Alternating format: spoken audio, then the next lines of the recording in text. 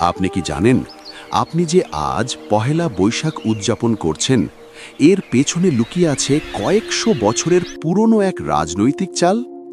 কেন সম্রাট আকবরকে নিজের ক্যালেন্ডার বদলাতে হয়েছিল?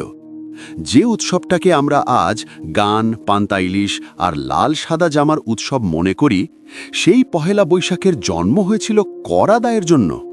হ্যাঁ, শুনতে অদ্ভুত লাগছে। আজ আমরা নতুন বছর উদযাপন করি আনন্দে, কিন্তু ৪৪০ বছর আগে এই দিনটা ছিল কৃষকদের জন্য সবচেয়ে ভয়ঙ্কর দিনগুলোর একটি। আজকের ভিডিওতে তুমি জানবে পহেলা বৈশাখের সত্যিকারের ইতিহাস, কেন এটা তৈরি হয়েছিল আর কিভাবে কর আদায়ের দিন থেকে এটা হয়ে গেল বাংলার সবচেয়ে বড় উৎসব। ভিডিওটা শেষ পর্যন্ত দেখো, কারণ শেষে তুমি বুঝবে আমরা পহেলা বৈশাখকে যতটা সহজ ভাবি, এটা আসলে তার চেয়ে অনেক গভীর। আজকের ভিডিওতে আমরা এমন এক মহাযাত্রায় বের হব যেখানে মুঘল সাম্রাজ্যের দরবার থেকে শুরু করে রমনায় ভোরের রাগ সবকিছুর পেছনের আসল রহস্য ফাঁস করব। তৈরি তো? যখন বাংলা বছর ছিল না, বাংলা ছিল কৃষির দেশ।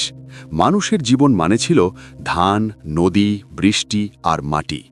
কিন্তু একটা বড় সমস্যা ছিল, তখন বাংলায় বাংলা বছরই ছিল না। মানুষ সময় গুনত চাঁদের ক্যালেন্ডার দিয়ে। এই ক্যালেন্ডারের নাম ছিল হিজরি ক্যালেন্ডার। এখন সমস্যা কোথায় জানো?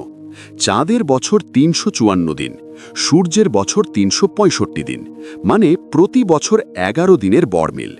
প্রথমে কেউ বুঝতে পারেনি, কিন্তু কয়েক বছর পর ভয়ঙ্কর সমস্যা শুরু হলো।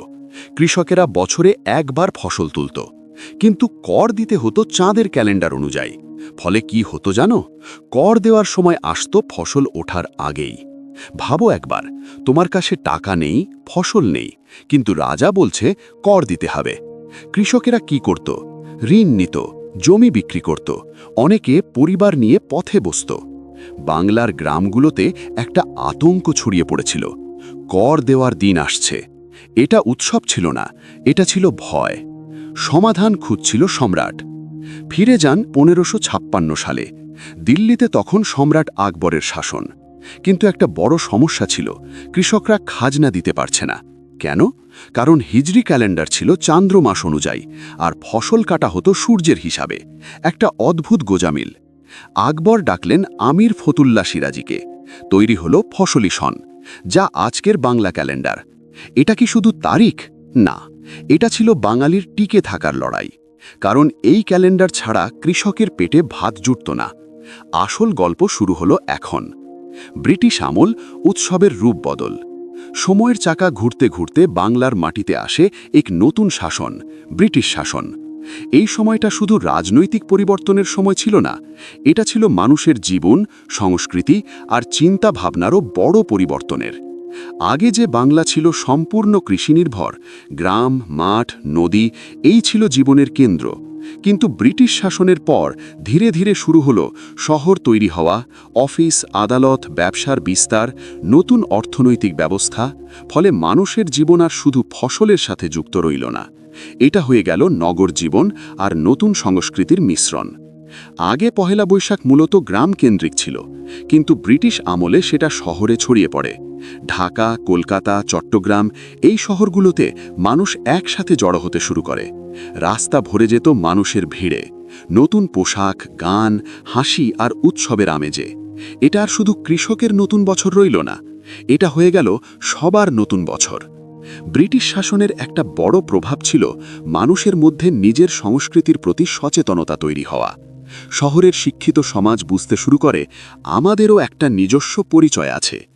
এই চিন্তা থেকেই শুরু হয় সাংস্কৃতিক অনুষ্ঠান, গান, কবিতা পাঠ, লোকজ মেলার আয়োজন, বৈশাখকে কেন্দ্র করে উৎসব।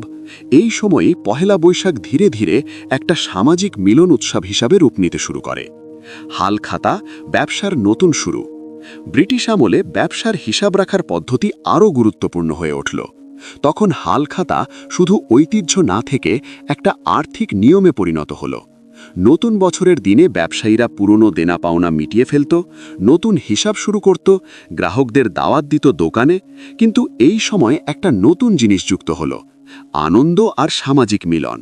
গ্রাহক আর ব্যবসায়ী সম্পর্ক শুধু লেনদেনের না থেকে একটা আবেগের সম্পর্ক হয়ে উঠল। মিষ্টি খাওয়ানো, শুভেচ্ছা বিনিময় আর নতুন পোশাকে সাজা এগুলো ধীরে ধীরে ঐতিহ্য হয়ে গেল। সাংস্কৃতিক প্রতিরোধ ও রমনার বটমূল। কিন্তু এই উৎসব আজকের এই রূপ পেল কিভাবে?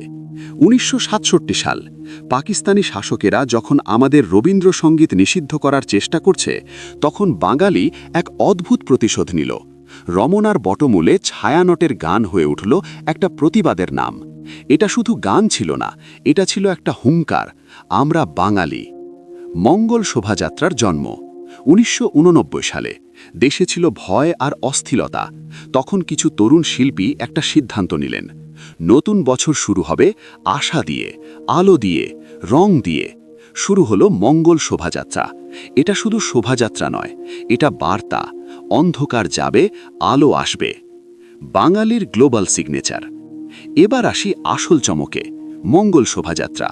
1989 সালে যখন স্বৈরাচারের বিরুদ্ধে মানুষ ফুঁসে উঠছে, তখন চারুকলার ছাত্ররা অস্ত্র নয়, তুলে নিল রং আর তুলি। বিশাল বিশাল মাস্ক, মাটির পুতুল, হাতি আর ঘোড়া।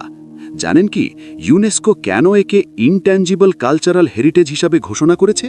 কারণ এটি পৃথিবীর একমাত্র উৎসব যেখানে কোনো ধর্মের ভেদাভেদ নেই। বর্তমান বনাম অতীত। 2026 সালে এসে পহেলা বৈশাখ কি শুধু পান্তা ইলিশ আর সেলফির মেলা? আমরা কি ভুলে যাচ্ছি আমাদের শেকড়? যে হালখাতায় মানুষ মিষ্টিমুখ করে ঋণের হিসাব চুকাতো, আজ সেখানে জায়গা নিয়েছে ডিসকাউন্ট অফার। কিন্তু মনে রাখবেন, প্রযুক্তির এই যুগেও পহেলা বৈশাখ আমাদের সেই একমাত্র সুতো যা বিশ্বজুড়ে ছড়িয়ে থাকা কোটি কোটি বাঙালিকে এক করে রাখে। ভিডিওর একদম শেষ প্রান্তে এসে একটা প্রশ্ন রেখে যেতে চাই। পহেলা বৈশাখ কি কেবল ক্যালেন্ডারের একটা তারিখ, নাকি লাল সাদায় সেজে কিছু ছবি তোলা?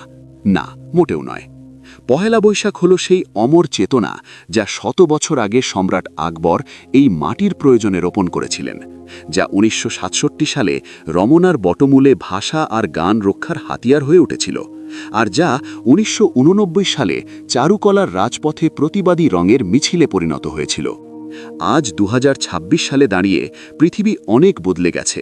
আমাদের হাতে স্মার্টফোন, পকেটে ডিজিটাল কারেন্সি, চোখের সামনে মেটাভার্স। কিন্তু তবুও বৈশাখের প্রথম ভোরে যখন শঙ্খধ্বনি বেজে ওঠে, তখন আমাদের রক্তে সেই আদিম বাঙালির স্পন্দন জেগে ওঠে। আমরা ভুলে যাই কে ধনী, কে গরিব, কে গ্রামবাসী আর কে শহরে।